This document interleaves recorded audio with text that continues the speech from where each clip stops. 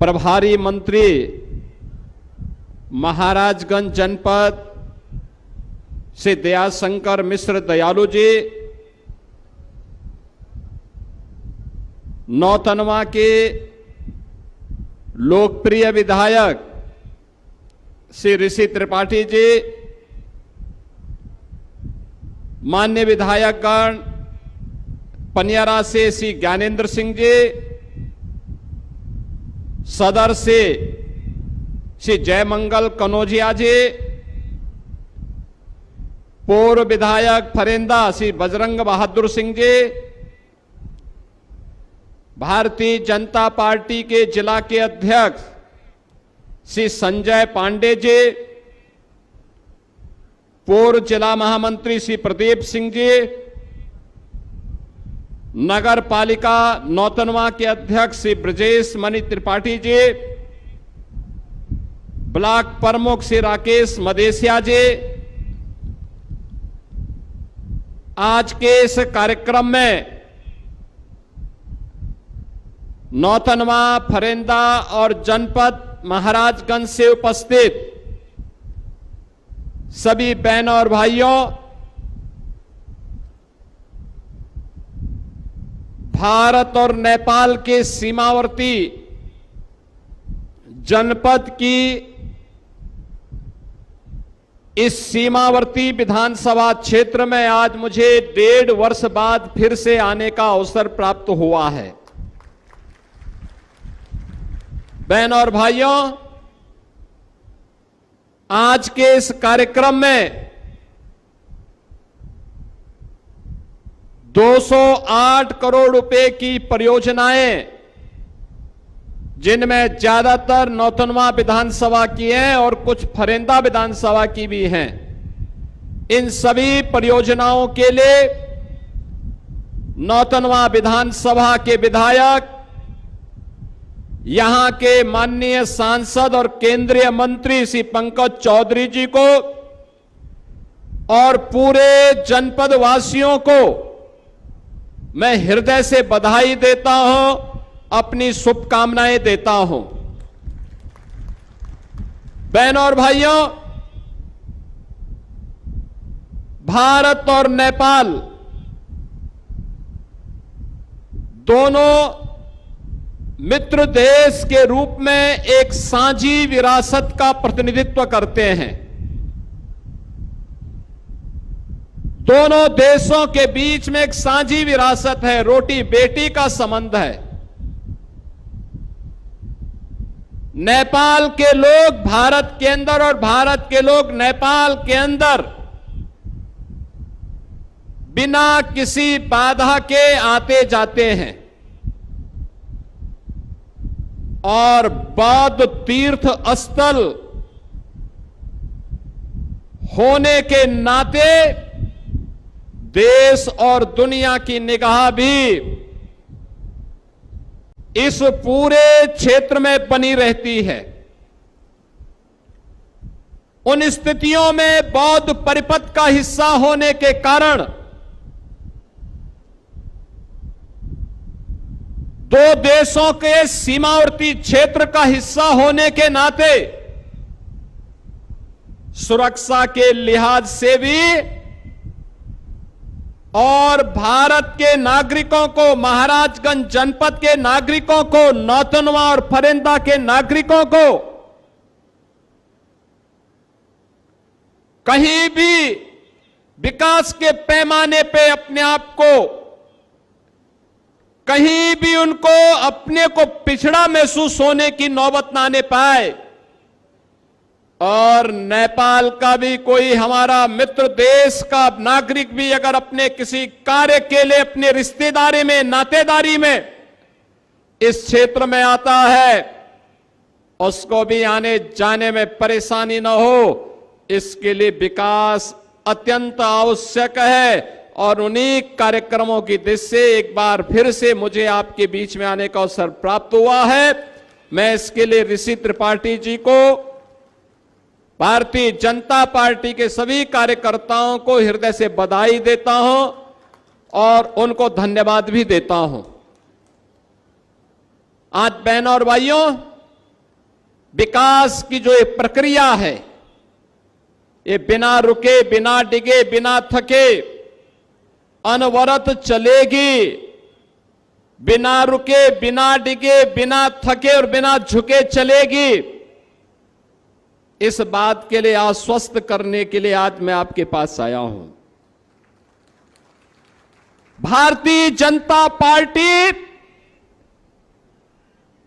1980 में बनी। भारतीय जनता पार्टी बनने के बाद पहली बार नौतनवा में भारतीय जनता पार्टी के सहयोग से नौतनवा विधानसभा सीट पर कमल और भारतीय जनता पार्टी के सहयोगी प्रत्याशी की विजय हुई। मैं इसके लिए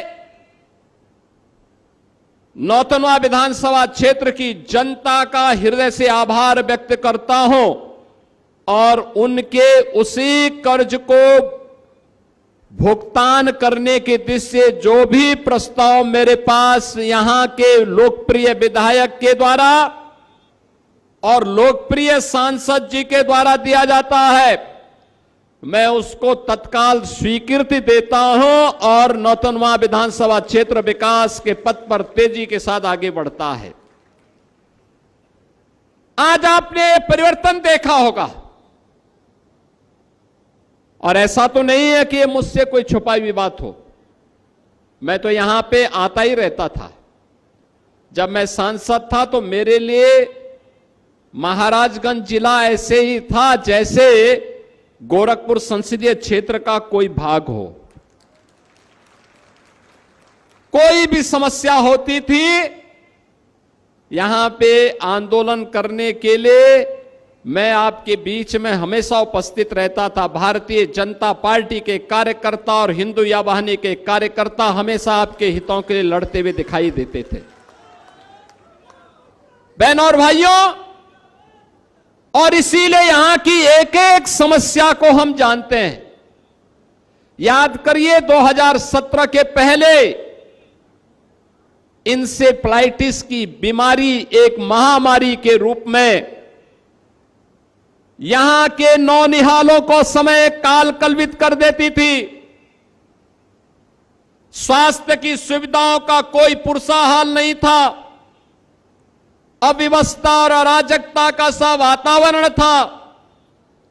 सरकारी संपत्तियों पर और गरीबों की संपत्ति पर जबरन कब्जा कर दिया जाता था और वर्ग विशेष के लोग सरेआम गौ हत्या करते थे। बेटी की सुरक्षा पर सेंध लगाते थे। विकास के कार्यों में डकैती डालने का काम करते थे। किसान बेहाल था, नौजवान परेशान था, बेटी असुरक्षित थी। नौकरी और रोजगार के अभाव में यहां का नौजवान प्लान करने के लिए मजबूर हो जाता था। बहनों और भाइयों, आज मैं कह सकता हूं ये डबल इंजन की सरकार प्रधानमंत्री मोदी जी के मार्गदर्शन और नेतृत्व में जब से काम करनी प्रारंभ की है, तब से आपने देखा होगा महाराजगंज में भी परिवर्तन देखने को मिला है। इंसेफ्लाइटिस समाप्त, यानी नौ की बीमारी जो थी, दिमागी बुखार समाप्त। अब बच्चे काल कलवित नहीं होते हैं। अब महाराजगंज जिले में भी एक मेडिकल कॉलेज काम कर रहा है। गोरखपुर और महाराजगंज के बीच में जोड़ने के लिए हम तरसते थे कि 2 लेन की सड़क ही हो जाती तो हम भी आसानी से नौतनवा पहुंच जाते, फरेंदा पहुंच जाते, महाराजगंज पहुंच जाते, चौक पहुंच जाते, सिसुआ पहुंच जाते। श्याम देरवा और घुगली और पनियरा तो ये गोरखपुर संसदीय क्षेत्र के ही हिस्से हुआ करते थे। बहनों और भाइयों, तब सड़कें गड्ढों से युक्त थी, बिजली नदारद थी, माफिया हावी होते थे, गरीबों की संपत्ति पर, सार्वजनिक संपत्तियों पर कब्जा कर देते थे। आज आप देख रहे होंगे गोरखपुर से सोनौली का मार्ग 4 लेन का है, पूरा 4 लेन का बन रहा है। बहुत शीघ्र बहुत अच्छा मार्ग बनेगा, कहीं जाम नहीं। जिस दूरी को पहले 2 घंटे पूरा करने में लगते थे, ये पूरा होने दीजिए, 45 मिनट से लेके 50 मिनट में इस दूरी को आप पूरा कर देंगे, नौतनवा से लेके गोरखपुर की दूरी को। गोरखपुर में बाईपास बन रहे हैं, एक बाईपास बन चुका है। अगर गोरखपुर नगर में नहीं जाना है, जंगल कौड़िया से आपको लखनऊ की तरफ जाना है, तो जंगल कौड़िया से लेकर के सीधे सैजनवा के बीच एक बाईपास बन गया है। अगर आपको कुशीनगर की तरफ जाना है, जंगल कौड़िया से कुशीनगर की तरफ जाने के लिए एक नया बाईपास का निर्माण युद्ध स्तर पर चल रहा है। फूटी बाड़ी से लेकर के महाराजगंज जिला मुख्यालय की सड़क तो इतनी खराब थी, चलना कठिन होता था। अगर कभी उस सड़क से कोई कार्यकर्ता हमें बोलता था कि निसलौल आना है या ठूठी बाड़ी आनी है, हम लोग बोलते थे यार कि क्या हो गया, ये ठूठी बाड़ी हमारे पास आ जाता तो हम 2 घंटे हमारे बच जाते। और आज आप देख रहे होंगे 4 लेन की सड़क और 2 लेन की सड़क का कितना जोरदार नेटवर्किंग खड़ी हो रही है। विकास की पहली शर्त है सड़क, ये अच्छी सड़कें। हमने केवल समाज को ही नहीं जोड़ा है, बल्कि जहां जहां भी विधायक जी ने प्रस्ताव दिए थे, हमने वहां वहां पुल का स्वीकृति भी दे दी है। पुलों का निर्माण कार्य प्रारंभ भी हो चुका है, या जो बचे हैं वो भी आगे बढ़ जाएंगे। अन्नदाता किसानों के लिए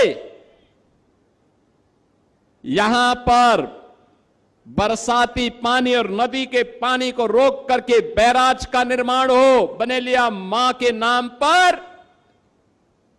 आज रोहिन में बैराज बन गया है।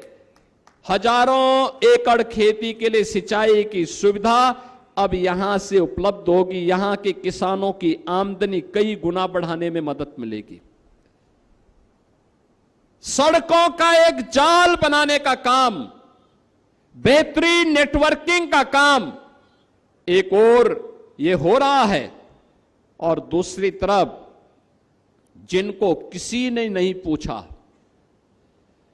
आजादी के बाद जिनको कोई अधिकार नहीं मिल पाया था, उन बनटांगिया गांव से जुड़े हुए लोगों को भी उनका अधिकार देकर के सम्मानजनक रूप से आगे बढ़ने के लिए ये डबल इंजन सरकार ने उन्हें पट्टा भी उपलब्ध कराया, उनका नाम मतदाता सूची में भी डलवाया, और उनको सभी प्रकार की सुविधाओं से आच्छादित करने का काम भी किया है।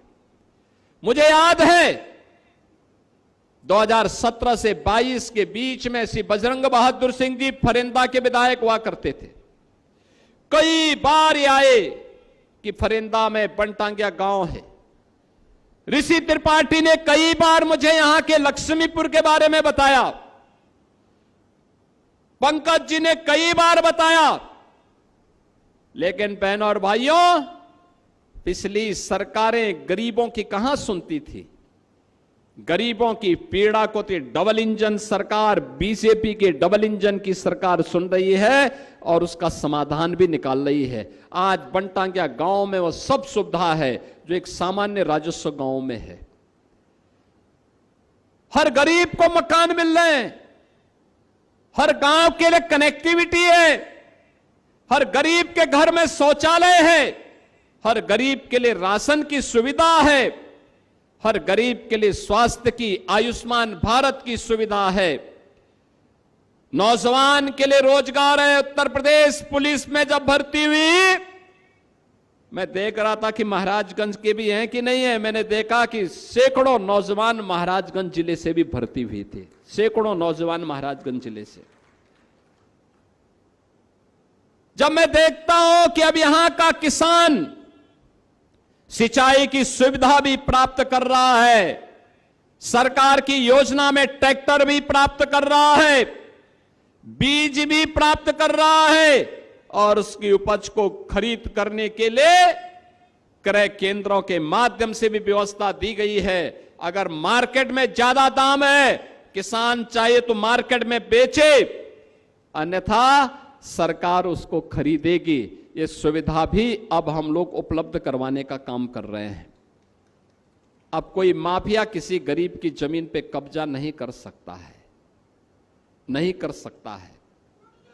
कोई आपको धमकी नहीं दे सकता है, कोई जबरन आपके साथ नहीं कर सकता है, और बेटी की सुरक्षा में कोई सेंध लगाने का दुस्साहस भी नहीं कर सकता है, और गौ माता की भी कोई हत्या करने का दुस्साहस अब नहीं कर सकता है। बहनों और भाइयों, आज आप देख रहे होंगे जब से बीजेपी के विधायक बने या बीजेपी के सहयोगी दलों के विधायक बने, इन सभी जनप्रतिनिधियों ने अपनी अपनी विधानसभा में कई मंदिरों का सुंदरीकरण का काम भी करवा लिया। पहले होता क्या था, यही पैसा जाता था कहां, कब्रिस्तान की बाउंड्री वाल के लिए। कब्रिस्तान की बाउंड्री के नाम पे करोड़ों रुपया चला जाता था। आज वही पैसा, हमने कहा पहले मंदिर में लोग जाते हैं, मंदिरों की सुंदरीकरण के कार्य में पैसा लगना चाहिए। वहां जन सुविधाओं का विकास किया गया, बेहतर सुविधाएं दिलाई गई, विकास के कार्यक्रमों को तेजी लाने का कार्य किया गया। विकास आज सिर चढ़ करके बोल रहा है, और ये काम तब संभव हो पाया। मैं लाख चाहता कि बनेलिया माई के स्थान पर, बनेलिया माई के नाम पर रोइन में बैराज बन जाए। अगर आपका विधायक इस समय पे प्रस्ताव नहीं दे पाता, सही सांसद, सही विधायक आप नहीं चुनते, क्या ये संभव था? ये बन पाता? कभी नहीं बन पाता, कभी नहीं बन पाता। लेकिन आपकी एक वोट ने कायाकल्प करने का काम किया। आपका एक वोट गोरखपुर से सुनौली मार्ग को 4 लेन का बनाने में कायाकल्प करने का काम कर रहा है। यह आपके वोट की ताकत है। जब सही जगह लगेगा तो विकास होगा, सुरक्षा होगी, नौजवान के लिए रोजगार की सुविधा होगी, अन्नदाता किसान के लिए सुविधा होगी, हर बेटी को सुरक्षा मिलेगी, हर गरीब के घर में शासन की योजना का लाभ मिलेगा। लेकिन जब यही वोट हम जाति के नाम पर बंट करके देते हैं, क्षेत्र के नाम पर बंट करके देते हैं, परिवारवाद के नाम पर देते हैं, तो उसी से माफियावाद भी पैदा होता है, अराजकता पैदा होती है, गुंडागिर्दी पैदा होती है, गरीबों की जमीनों पर, सार्वजनिक जमीनों पर कब्जे की दुष्प्रवृत्ति भी वहीं से प्रारंभ होती है। और डबल इंजन सरकार ने उसको रोका है। आज बहनों और भाइयों, आप देख रहे होंगे उत्तर प्रदेश में 17 के पहले जिस उत्तर प्रदेश में नौजवान के सामने पहचान का संकट था, कोई नागरिक अपनी पहचान उत्तर प्रदेश के बाहर देने में संकोच करता था, स्वास्थ्य की सुविधा नहीं थी, किसान आत्महत्या करने के लिए मजबूर होता था। आज वही उत्तर प्रदेश जिसको लोग बोलते थे कि बीमारू प्रदेश है, अब बहनों और भाइयों अब बीमारू नहीं है, भारत का सबसे अच्छा इंफ्रास्ट्रक्चर रखने वाला प्रदेश है यूपी आज के दिन पे।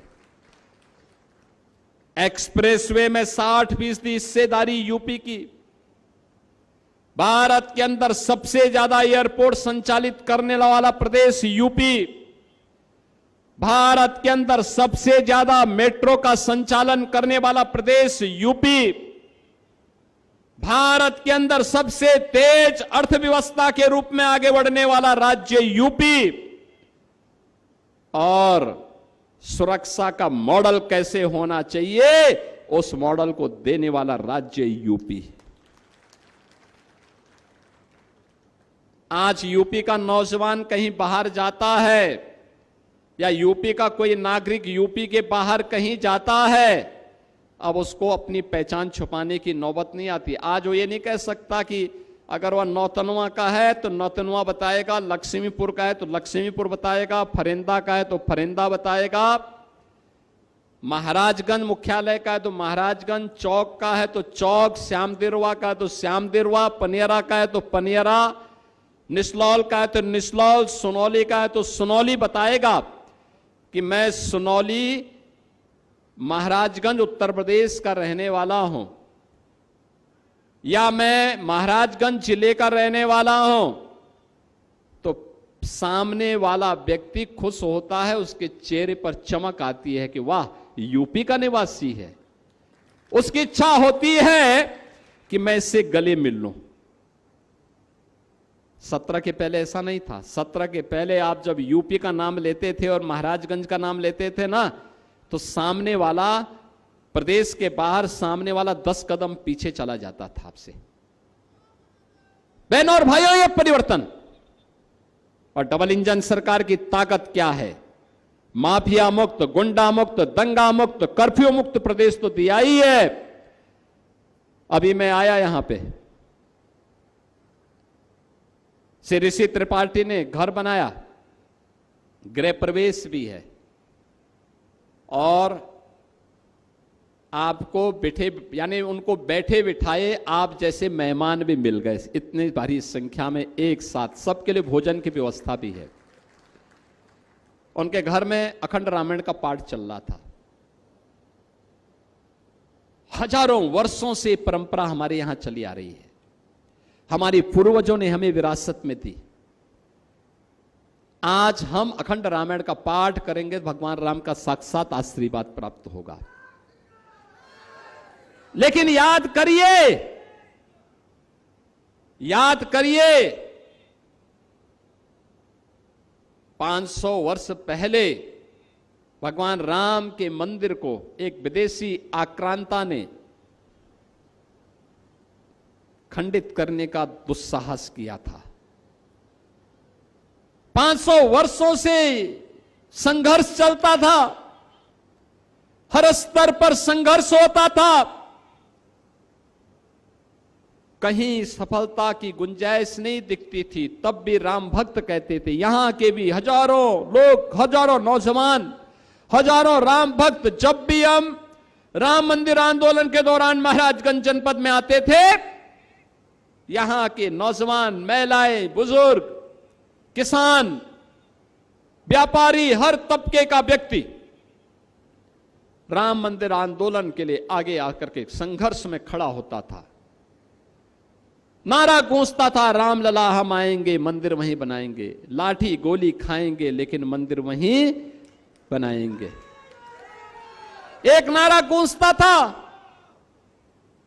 लेकिन राम मंदिर वर्ष दर वर्ष बीतते गए। बहनों और भाइयों,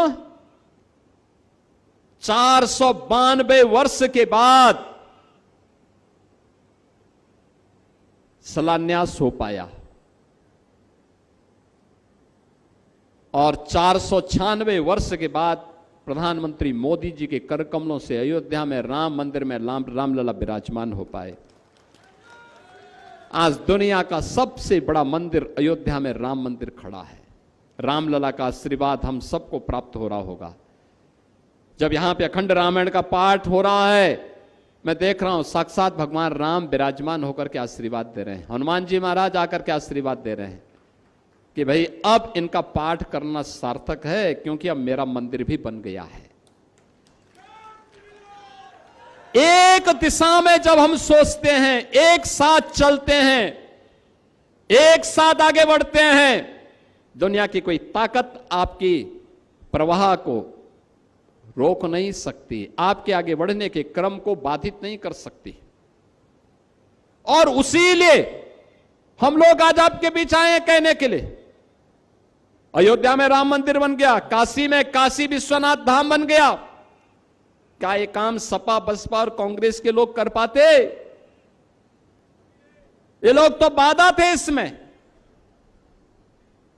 और बाधा थे इसलिए इस बाधा को अभी पश्चिमी बंगाल की जनता ने भी उखाड़ फेंक दिया है, हमेशा के लिए उखाड़ फेंक दिया है।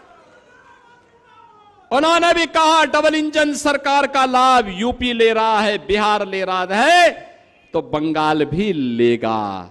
और बंगाल की जनता ने क्या उत्साह दिखाया, आपने बंगाल की रैली देखी होगी, बंगाल के अंदर उत्साह देखा होगा, और अब बंगाल के अंदर चलने वाला ऑपरेशन भी आप देख रहे होंगे। बहनों और भाइयों, ये केवल डबल इंजन सरकार कर सकती है। और इसीलिए मैं आप सबसे कहने के लिए आया हूं, इन जनप्रतिनिधियों के साथ खड़े रहिए, मजबूती के साथ, और आपकी सुरक्षा, आपका विकास और महाराजगंज की समृद्धि की जिम्मेदारी ये लोग लेंगे, और इनको मैं पूरा सपोर्ट करूंगा। ये लोग उसको आगे लेकर के चलेंगे। महाराजगंज में अब मेडिकल कॉलेज भी आ गया है, आईटीआई भी आ गए हैं, पॉलिटेक्निक भी आ गए हैं, कई अन्य संस्थान बनकर के खड़े हो चुके हैं। कुछ नए उद्योग लाने की तैयारी हमारी चल रही है कि कुछ उद्योग भी महाराजगंज जिले में लगे। उद्योग नौजवानों के लिए रोजगार की सृजन के माध्यम बनेंगे। नए तरीके से नई सोच के साथ आगे बढ़ने का कार्य, चीनी उद्योग जो बंद हो गए थे, इनके बारे में भी हम कार्य योजना तैयार कर रहे हैं। आज क्या नहीं है महाराजगंज में, बीमारी समाप्त। इंसेफ्लाइटिस की बीमारी महाराजगंज से, कुशीनगर से, सिद्धार्थनगर जनपद से समाप्त हुई। तो बहनों और भाइयों, यहां की बीमारी समाप्त क्या हुई? उत्तर प्रदेश का बीमारूपन भी समाप्त। अब उत्तर प्रदेश भारत का ग्रोथ इंजन बन गया है, विकास का। अब कोई इसको रोक नहीं सकता आगे बढ़ने से। और इसीलिए मैं आप सबसे कहने के लिए आया हूं, ये उतार और चढ़ाव जीवन का एक हिस्सा होता है, और उतार और चढ़ाव के इस जीवन के हिस्से में याद रखना, विपरीत परिस्थितियों में विपक्षी दलों की सरकारें थी। आप उन चुनौतियों का सामना करते हुए आगे बढ़े हैं, और इसलिए सुरक्षित हैं, क्योंकि आप में उससे जूझने की सामर्थ्य थी। याद रखना, हम सब ने सामूहिक रूप से मिलकर के कोरोना महामारी के दौरान कोरोना जैसी महामारी का मुकाबला किया। प्रधानमंत्री मोदी जी का मार्गदर्शन था, उनका नेतृत्व था, और आज मैं आप सबका आह्वान करने के लिए आया हूं। अभी हाल ही में प्रधानमंत्री जी ने देशवासियों का आह्वान किया है, और वह आह्वान किया है, दुनिया के अंदर युद्ध चल रहे हैं, पश्चिमी एशिया में अमेरिका और ईरान के बीच में युद्ध के कारण तेल की सप्लाई पे असर पड़ा है। डीजल, पेट्रोल, एलपीजी, इनकी जितनी सप्लाई होती थी उस पे व्यापक असर पड़ा है। याद करिए, प्रतिदिन भारत सरकार को हजारों करोड़ का नुकसान हो रहा है। ये नुकसान देश का है। देश का मतलब जनता का है। तो जनता की जिम्मेदारी क्या बनती है? हम सरकार के साथ खड़े होकर के देश के साथ संबल बने हर नागरिक की जिम्मेदारी बनती है। प्रधानमंत्री जी ने जो बातें कही है, ईंधन की आपूर्ति के सप्लाई चेन को सुचारू रूप से बनाए रखने के लिए लगातार प्रयास है। दुनिया के अंदर बड़े बड़े देशों में डीजल, पेट्रोल, एलपीजी के दाम कई कई गुना बढ़ गए हैं। भारत ने अब तक नियंत्रित करके रखा, लेकिन हमें विपक्ष के नकारात्मक राजनीति और नकारात्मक नैरेटिव का शिकार नहीं होना है। अगर देश हित में कोई निर्णय लिया जाता है तो हमें प्रधानमंत्री मोदी जी के साथ खड़ा होना होगा, देश के साथ खड़ा होना होगा। याद रखना, देश से बढ़कर के कोई नहीं, कोई देश से बढ़कर के नहीं हो सकता। जो देश हित में होगा और जो देश का नेतृत्व कहेगा, जो प्रधानमंत्री मोदी जी कहेंगे, हम उनके साथ खड़े होंगे।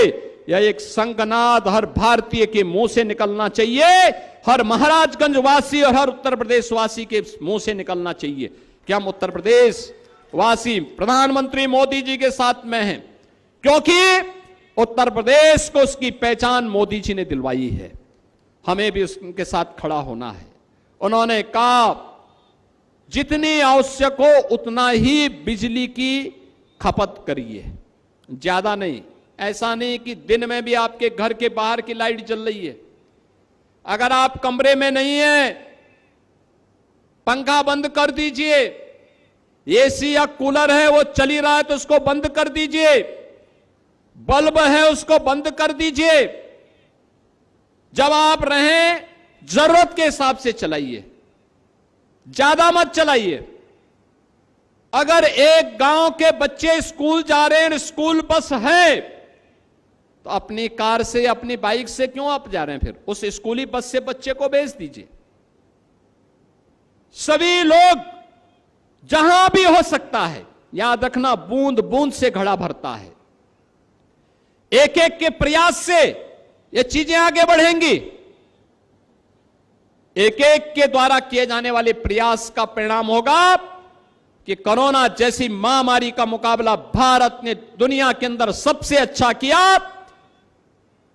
तो वर्तमान में पश्चिमी एशिया के संकट के कारण ईंधन आपूर्ति, उर्वरक की आपूर्ति, अन्य कुछ सामग्रियों की आपूर्ति में जो बाधा खड़ी हुई है, उस बाधा का मुकाबला भी हम सामूहिक रूप से मिलकर के करेंगे और देश प्रथम के भाव के साथ, नेशन फर्स्ट के इस भाव के साथ हम सबको मिलकर के कार्य करना होगा।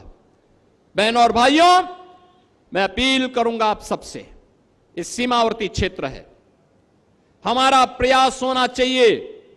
जिस किसान के पास खेत है, अगर उसको 2 बोरा यूरिया की आवश्यकता है, प्रयास करें कि वह उसको 1.5 में कैसे करें, कुछ कंपोस्ट मिलाएं। निराश्रित गौ आश्रय स्थल से कंपोस्ट की आपूर्ति करने की व्यवस्था। हमारे यहां की खाद जो महाराजगंज जिले के लिए है, वह महाराजगंज जिले के ही किसानों को मिले, महाराजगंज से बाहर कहीं दूसरी जगह सप्लाई नहीं होनी चाहिए।